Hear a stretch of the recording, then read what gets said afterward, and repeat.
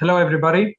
I'm Argyris Tassinakis from Marine Traffic, and I have the real pleasure to welcome you to our Maritime Analytics conference. This is the third session, and it's a series of digital sessions on global maritime trends. And today, I have the real pleasure to be here together with you, and here we are. And our guest panelists, Ed Carr from Energy and Environmental Research Associates, Ben van Scherpenzeel from the International Task Force for Port Call Optimization and Port of Rotterdam, and Andreas van der Woof from AP Moller Maersk. And we will discuss about how to reduce costs and emissions by using actionable maritime analytics. So the topic is a recurring one, and last time we met, that was sometime in July, we had a poll and we asked our viewers back then about what measures would have greatest impact in improving port calls and optimizing port calls. And the first one that came on top back then from the audience was the optimization of speed between ports, and others coming second, like facilitate simultaneous port operations in ports. All of these have some common element which relates to data and analytics. So today we will take up upon this theme and discuss topics which relate to optimization, and particular optimization of the voyage. We have news for you on that one. We often refer to just-in-time sailing, JIT, and it's essentially the notion that vessels travel towards their destination at an optimal speed so as to minimize waiting outside of port. And talking about waiting at port, we typically witness vessels anchoring outside a port, or indeed vessels maneuvering outside a port before going in. So there are various waiting states, and depending on which port of the world you look at, so here is, for example, a cumulative view of what was happening around Gibraltar for vessels going towards Algeciras in Spain in 2019. We see that there are loads of events of, in maneuvering or waiting states in the broader vicinity of the port. And indeed, that happens everywhere in the world. This is a heat map with a deep blue showing ports with high waiting states at anchor. And likewise, if we analyze vessel voyages for, looking for maneuvering states, we again see that although things like that could be triggered throughout the voyages in the ocean, we see that the deep orange here does happen in, outside of ports naturally. So, what can we do in order to optimize voyages, and how can data help us? And in order to move on to the discussion, I'd just like to say that there is a lot of data out there. Marine traffic is an AIS business. We measure what's happening everywhere in the world. Here I've got an example about utilization and congestion of a terminal. This is at the port of New York, I won't say which, and for the months of June, July, and August this year. And you see that, for instance, the terminal was well utilized, serving 6 ships in June, July, but then was serving less than that during the month of August, while at the same time, in the same month, we noticed that that particular terminal was also being congested. The bottom line series of charts is about vessels waiting at anchor outside. So we see there a congestion event, while the terminal probably could not satisfy high levels of traffic at the moment. So the data seems to be there, and what we would like to now ask you in order to start the discussion with you is, start a poll and and essentially look into what data must we improve or indeed make available in order to reduce emissions and indeed improve savings. So you can select multiple answers here. It's not just one. We'll hold it up there for 30 seconds, maybe a little bit more. Please go ahead and select as many of these you feel are relevant in improving the optimization, in optimizing a voyage and reducing emissions. Let us see the results now, please.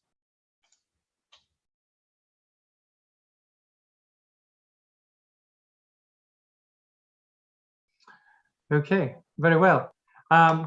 We've got multiple answers selected. We see expected ETA of the vessel as reported by the vessel itself. We see expected delay for a vessel waiting outside of port as reported by the terminal. We also see terminal congestion in real time scoring pretty high. And this really makes sense. So thank you very much for sharing that. To start with, let me just go around a little bit with our panelists and start asking, Ben, are you surprised by these results? Is this something you expected to see?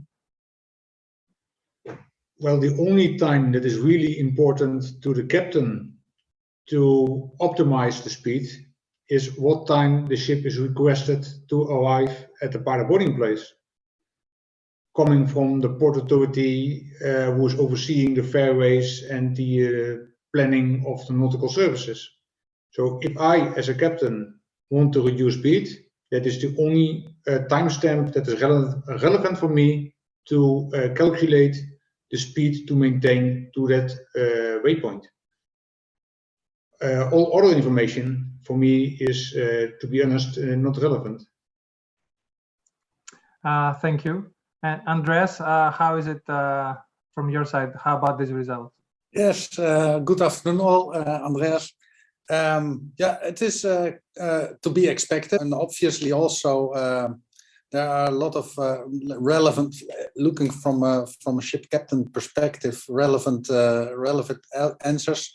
I do think, however, that the ETA, as a captain, you have the telegraph handle in your hands, and you can be at a specific time at the pilot boarding place. However, that is not necessarily the most optimum speed, right? You are there, but the information that you would like to have as a captain is, amongst others, and that is also something from the times now, right? Terminal congestion. But basically, what you really want to know is when is the ship leaving the berth? When is the berth free? And then coming into like the negotiation of availability of pilot services and port access, fairway, and the availability of the nautical services. Okay, so that's an interesting one now, because you went, of course the RTA is the important bit, but then you went into what defines the requested time of arrival that Ben mentioned, and then you went deeper a little bit, which I think also maps onto the results of the poll, i.e., the combined essentially estimate time of arrival of the vessel together with the availability of the terminal. We're still facing a situation where some stakeholders need to take action, and on this case we talk about the ship terminal interface. We can see clear benefits from the vessel side. There could be some benefits from the terminal side or the port authority side, but not all that clear. I mean, Ben, what do you see? What's your experience at Rotterdam, looking into the topic from some years already? Well, terminals are, of course, more focused on maximum utilization of the key capacity, and any savings in terms of emissions, etc., are sort of restricted to that terminal area. So the pat on the shoulder for the terminal to save emissions in international waters today is not there yet. Looking at the Port Authority, there are some benefits in reducing the number of ships at anchor, and therefore, of course, the amount of emissions at anchor. But that's again depending on the anchor area. Is it located outside the port? Is it located inside the port? And so the tap on the shoulder for the Port Authority may be more likely than for the terminal, but still some ports may have zero incentive because the anchorage is far away from the port and they have sufficient space. So the pat on the shoulder for both the Port Authority and the terminal to have emission savings in international waters, yeah, that pat on the shoulder is difficult to explain and requires much more attention than we have today. Thank you. And I mean, Andres, when you look into it from a data perspective, I mean, we mentioned about the importance of the requested time of arrival and being revised. What else would you see there as important in order to achieve such kind of benefits? And when you look at it from the incentives perspective, how could we incentivize a terminal to be even more accurate, if you like, in the RTA, or to be revisiting the RTA in relation to the position of the vessel several, maybe even days away? How could this work? I think first of all we have to understand that emission savings is something that can only be achieved by the triangulation port, terminal, and shipping. It doesn't make any sense that shipping does the savings alone, because they need the information from port, they need the information from the terminals. So that understanding is very important. If you are looking at incentives, I think also that policymakers have to look into incentives on a broader scale. We all know that the IMO is including ports in their thinking since 2019, I think, something like that, when they came with new suggestions on including the port in the legislative domain, while IMO not specifically has something to say about ports, right? But now the thinking is that it is already becoming part of shipping in order to achieve the carbon targets that they have set for 2050. The terminal is also a driving force in making it happen. So when you're looking at incentives, there must be some overarching understanding of how ports, terminals, like Ben said, can also benefit from incentives to make greenhouse gas emission reduction possible. We have to do it together. And the other thing is that shipping alone is like we also have our challenges, right? And most of the challenges is timeliness, right? We have most of the savings if we already know way ahead what is going to happen and can adjust the speed accordingly during the voyage, or even in an ideal situation when the vessel departs. And we see that the benefit of the savings is gradually reducing the closer the vessel is to the port, and that is also one of the things that we have to look into. We need the information as soon as possible and as reliable as possible. And one of the things that we also collectively need to work on is that we achieve a certain form of reliability of the data that we exchange. Andreas, thank you very much for that. Talking about reliability, the term of the overall standardization question comes into my head. But if we can park it for a quick second, I would like to run the second poll with our audience today, before we leave the topic of incentives, please. And please look into the question of whether we need incentives and for which of these stakeholders. You can select more than one and add your comments into the Q&A box. You know, do we need to implement incentives and for which stakeholder? And there's also an answer there for none of the above. So if you believe that incentives should not be put in place. Let's hold that there for another 15 seconds, please. So you can select more than one answer. And I look forward actually to what the audience thinks on the topic. Okay, another 5. Let us look into the results of the poll, please. Interesting. So the audience looks squarely in the eyes that yes, terminals and port authorities would need incentives, but shipping lines comes right at the top. There would be benefits for shipping lines, but at the same time, the audience believes that there ought to be incentives there too. I also see that shippers' cargo owners come relatively high in the poll, and that's an interesting topic. I mean, Ed, how do you? Thank you very much for the results. Ed, how do you perceive the audience's view on the topic? Yeah, I think that makes a lot of sense, and it's aligned with a lot of the work that we've done. We've been working with the South Coast Air Quality Management District in Southern California, looking at incentives programs there that are focused on NOx reductions, and how might we be able to tailor the incentives there, and this issue of collaboration between the vessels and the ports always comes up. And then how do we figure out the costs that would need to be borne out by industry for those kinds of technology type investments? And when we're thinking about incentives that are looking at cleaner, greener technologies, whether those be alternative fuels, exhaust gas cleaning systems, or nitrogen oxide after treatments, those come with technology costs to the vessels.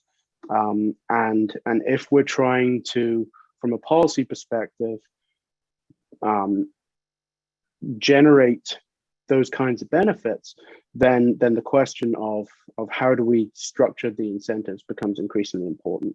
And there are a lot of different policy groups and government agencies that are interested in those problems, because the ships, if they don't have to engage with those types of technologies, there are different levels with which the industry is willing to engage. And so by tailoring the costs to the activity that's there and the costs the industry will bear, we can start to kind of drive these benefits through the industry.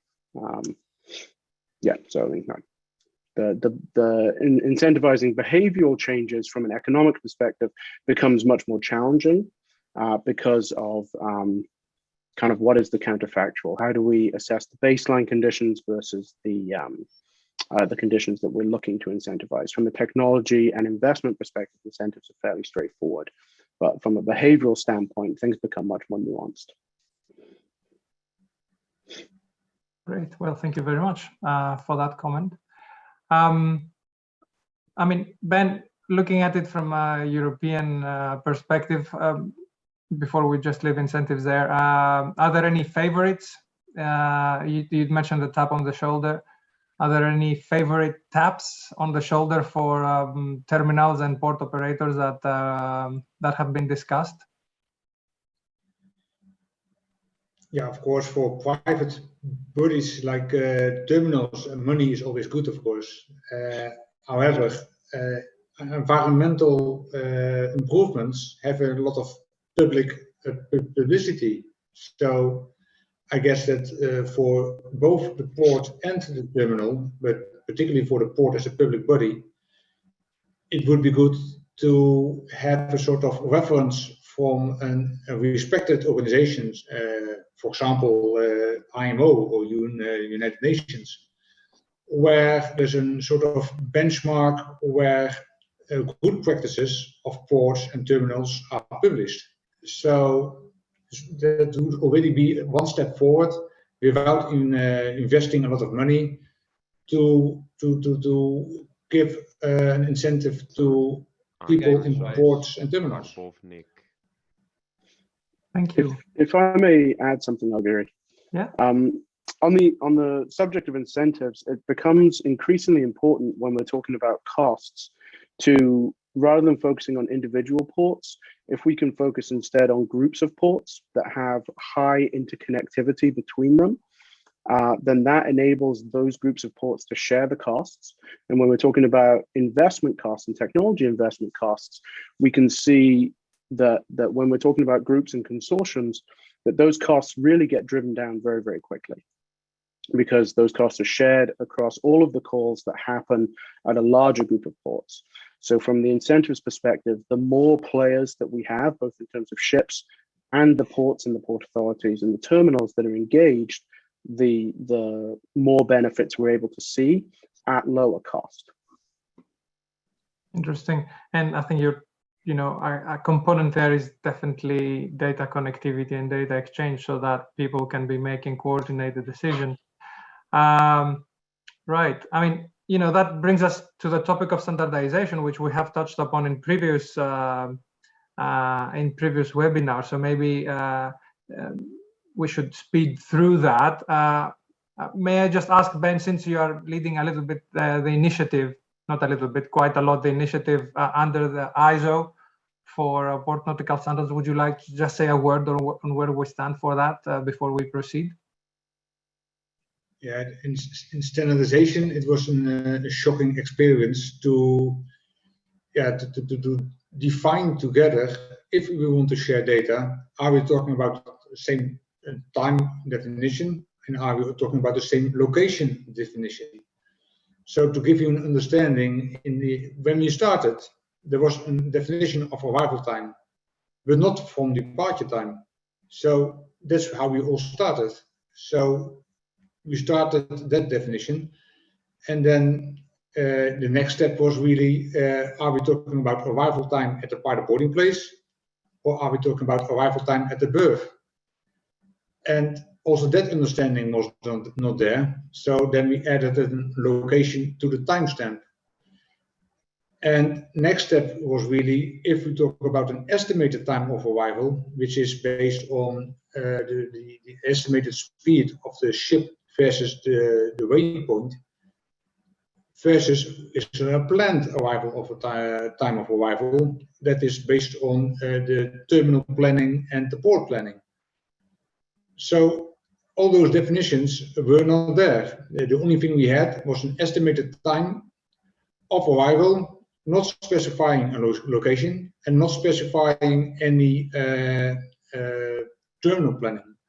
So we are coming from it was a very steep learning curve to get to a standard to talk about the same definition. Do we talk about as human beings? Can we talk about the same time and the same location? The next step was really, if we can understand each other as human beings, how can we transfer the data from computer to computer? Because also that standard, how to format the data in such a way that we can connect computers, that development was not even there. So we said, let's use the definitions as found under the IMO Facilitation Committee. Let's ask technical people, together with operational people, to create a technical standard to connect computers. And that development was under ISO. So then we have a robust body for defining definitions, and we have a robust body for defining a technical standard to exchange data. So again, both bodies need to be robust, because when we invest money as a port or as a terminal to exchange this data, our investments must be based on robust standards, otherwise our money is down the drain. Thank you, Ben. Very well, very nicely said there. And of course, you're one of the prime experts globally on the topic. If the audience wishes to learn more, please reach out to Ben. We would be happy to facilitate the connection on that. I should also say that, of course, Andreas is part of this work representing Maersk. Now, let's move into a lighter topic, relevant, but also a little bit easier to talk about, which is, let's focus on the topic on a new initiative that you're running there at Rotterdam. And it relates to asking ships to define to carefully, correctly define the destination of the vessel in AIS. And I remember when we started discussing this topic, if I could show a quick graph there, we realized that for example, for vessels traveling towards Rotterdam, more than 30% of them could not easily be identified as traveling to Rotterdam, because the free text in the AIS destination box was not clear. It was neither Rotterdam or the UN law code of the port, and this created some thinking and some and some process. Would you like to tell us a little bit more about that, Ben? And what are you doing now on that topic? Yeah, of course. Well, this is not an issue that is specific for the Port of Rotterdam. It applies to really every port. And we do have a guidance from the IMO on the use of AIS on board, which specifies that you have to complete your destination field. But how to complete the destination field, that guidance is not available on board. So mariners on board wonder, should I type Rotterdam, or should I type November Lima Romeo Tango Mike, or November Lima dash Romeo Tango Mike? So everybody is trying to do the best they can. However, everybody does it differently, of course. So it just makes sense that if we want to use data from existing SOLAS equipment on board of ships in a smarter way, then typing in the data in an unambiguous manner is already a big step forward. And not inventing anything new, just using existing standards from, again, robust bodies like UNICE. Just let's use together, for example, the UN law code to specify the port, or use the SMDG code to specify the terminal. So we have an understanding to which port and to which terminal the ship is heading. And that would already allow us to make much more smarter connections to those ships where we have information for your terminal planning has changed, or to verify from history data what the approach looks like, etc., etc. Okay, great. I mean, I remember, Andreas, also we were looking into the destination declared by Maersk ships some time ago, wondering whether that could be improved. I mean, does this resonate with you as well? We see here some benefits like safe navigation, more optimized journey going into the port. Does this make sense also from the shipping side? Yeah, absolutely. And like the other thing is that if vessels are going to adhere to the request and then indicate their destination field properly, then you must like realize that this is also visible on the ACTIS system on your own ship, right? Because all the data that is transmitted by AIS is also visible on your own equipment. Like we have discussed also for Port of Rotterdam, there are like quite a lot of vessels with a pilot. They don't have a pilot on board. So like our ships always have a pilot on board, because like they don't arrive in the Port of Rotterdam frequently enough to justify a pilot exemption certificate for the captain. But that also gives more visibility and insight if there's no pilot on board. That if you see it on the AIS and you see it on your ACTIS system, you can already visualize some form of the direction the vessel is going. So you take out the unambiguity of the vessels and the traffic that is surrounding you. And I think that's a huge improvement in safety as well in the port environment. Like I believe there are studies that that most of the accidents in shipping don't happen high seas, but in port areas and approaches. So that is also already a big driver to get to this level that everybody knows where the vessel is going to. Okay, that's great. So, and I guess we're talking about here not just the UN law code of the port, but maybe a port section, or even better, the terminal itself, right? Absolutely, yeah. Yeah.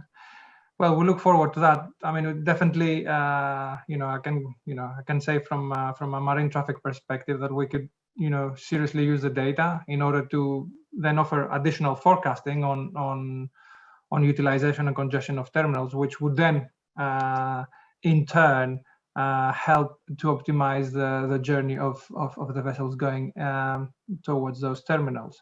So yes, it's a great initiative. And when is that campaign starting from the side of Rotterdam? We are doing it step by step. So we start very simply with a small group of ships that call at our port on a frequent basis, and start with the port code first.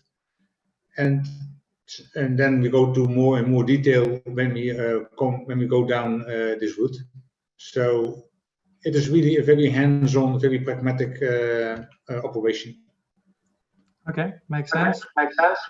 And you know, we look forward to supporting the initiative in pushing forward and you know, advertising that if I may good use can be made. Yes, please. Very quickly, I think I would fully support the initiative. I think also that there must be some guidance, right? People on board, they have to do a little bit of extra work, but they have to understand why and see the benefits of it, right? That is one important step: guidance and purpose in order to embed it in the normal sequence. And I think when we are talking about port section terminal, I also firmly believe that it will assist seafarers also to complete their mandatory voyage passage planning from berth to berth, because they are like focused more on the berth where they are going to rather than the port they are going to. So in that sense, I think also that it will assist vessels complying to the IMO regulations for a safe passage planning. Andreas, thank you very much for this remark. It really makes sense. And as I said, you know, we from our side will support the whole initiative through all sorts of dissemination activities. And we're now at the Q&A stage. Let's look into questions that the audience has submitted to us throughout our discussion. There are, I would simply need to apologize if your question will not be answered. So let me start quickly. It says here, just in time is a great solution in an optimal world, but we do not live, sadly, in an optimal world. What control do you have over just in time 12 or 24? Who would like to take that one? Go for it. Yeah, Ben, please. Both the port and the terminal to publish that place in the queue in a reliable fashion. It must be transparent, but also allowing a sort of safety margin for the ship to arrive in port. Because again, ships may face a blackout and not on the command situation when there is a failure in the main engine or whatever. And that margin, that safety margin, to make very, very sure that you will always meet that slot in your terminal planning / port planning, that shipping line, that they absolutely can be sure that they do not lose their place in the queue. So in that sense, both the port and the terminal to publish that place in the queue in a reliable fashion. It must be transparent, but also allowing a sort of safety margin for the ship to arrive in port. Because again, ships may face a blackout and not on the command situation when there is a failure in the main engine or whatever. And that margin, that safety margin, to make very, very sure that you will always meet that slot in your terminal planning / port planning, that we also need to respect. So respecting the worries, the needs of every partner in that process will be of great help, apart from the incentives for everybody to go down this route. Thank you. Let's continue with additional questions rather than go, but Andreas, did you unmute yourself? Do you want to add something on that? I just want to add very briefly. I think also when we are looking at like just-in-time arrivals, we have seen also from the presentation and what Ed explained is that there's some low-hanging fruits, right? And we all have like European legislation regarding emission reduction, as well as the IMO legislation regarding emission reduction.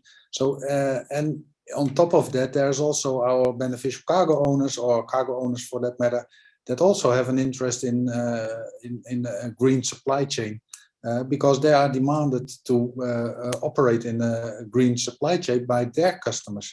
So like everything comes together, and it is kind of low-hanging fruit, and it's worthwhile to put all the efforts in making it achievable. And I repeat myself when I say it's the triangulation of port, terminals, and shipping to combine that and do the best efforts to make it happen.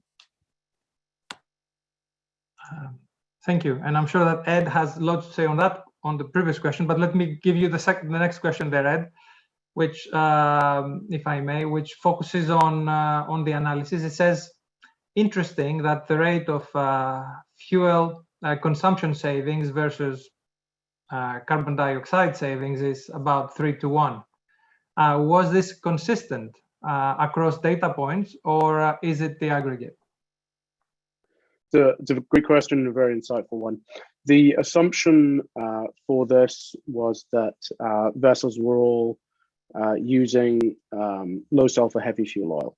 And so that 3.11, I think it is, or maybe it's 3.114, is the ratio of fuel oil consumption to carbon dioxide emissions associated with that. So that's why that ratio exists there, and how those two numbers kind of fit together. Okay, well, thank you very much. Let's go back. I mean, GIT is attracting lots of questions. The next question is about just-in-time planning for a round trip Europe-China loop. Overall 84-day Europe-China loop. So how can we approach just-in-time for such a loop? Would it be based upon the published liner services, or other? I think the question is, I beg your pardon there. The question is, should we focus on the published liner services, or in a more price-sensitive commodity such as oil or oil products? I'm trying to figure it out. I think it was typed a little bit quickly as well.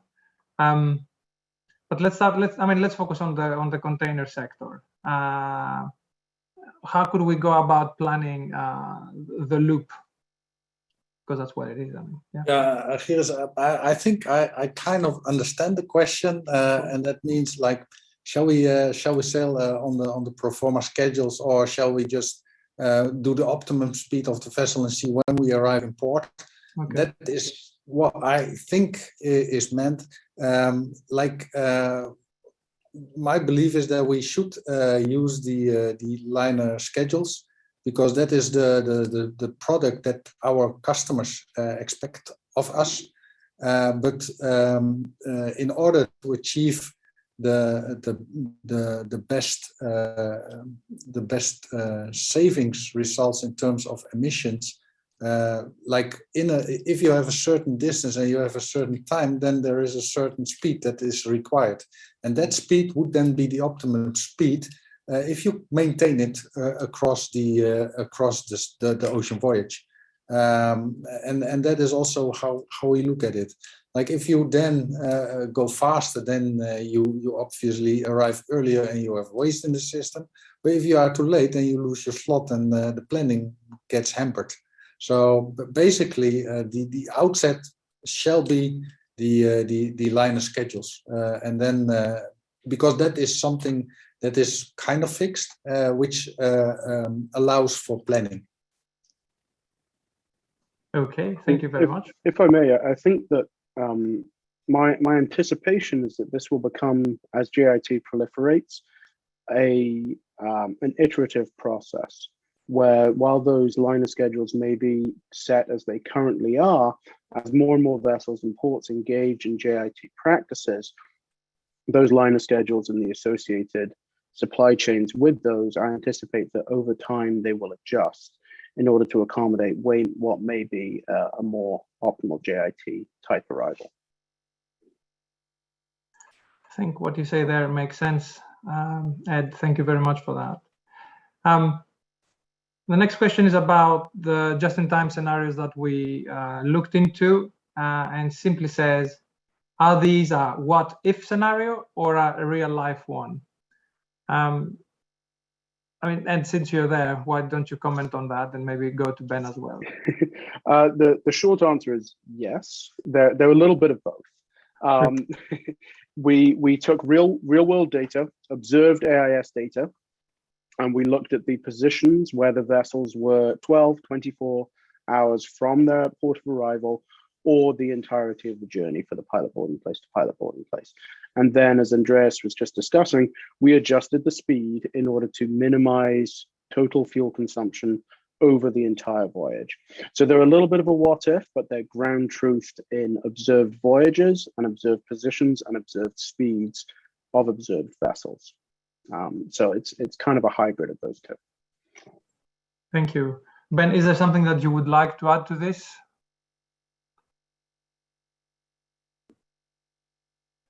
The microphone. Yeah. I think again the report promises significant savings, and I believe that.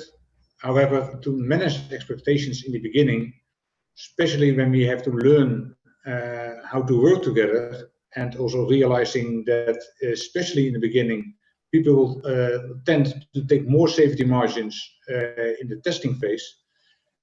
Then again, we will see savings, but not as much as the report shows, especially not in the beginning when we are still in the learning curve. So let's be humble and let's just start, and but don't expect the world to change tomorrow. Excellent. And on that one, I mean, do we expect you know, the IMO or EMSA to amend their regulations so as to include just-in-time as a procedure for implementation? Is one more question here. Ports and terminals are today not regulated by IMO. They could already start by promoting / working on a proper step-by-step guidance for ports and incentives for ports how to do this. So that's already a big step forward, because yeah, it may sound strange, but today is zero guidance for ports and terminals how to work together with shipping. There's no such thing as best practices or something that is sitting on the shelf of a terminal operator or harbor master. Great, thank you. Certainly a challenging question to close, and thank you very much for having a go at it. I would like to thank all three of you for joining us, Ed, Andreas, Ben, and our wonderful audience for sticking all the way and asking those great questions. The event is being recorded and will be published on YouTube together with the other two sessions that we had during the previous 2 weeks. Well, that closes the Maritime Analytics conference for this season. Thank you very much, everybody. Take care, stay strong, stay safe, and until next time, be well. Bye-bye. Thank you very much. Bye-bye.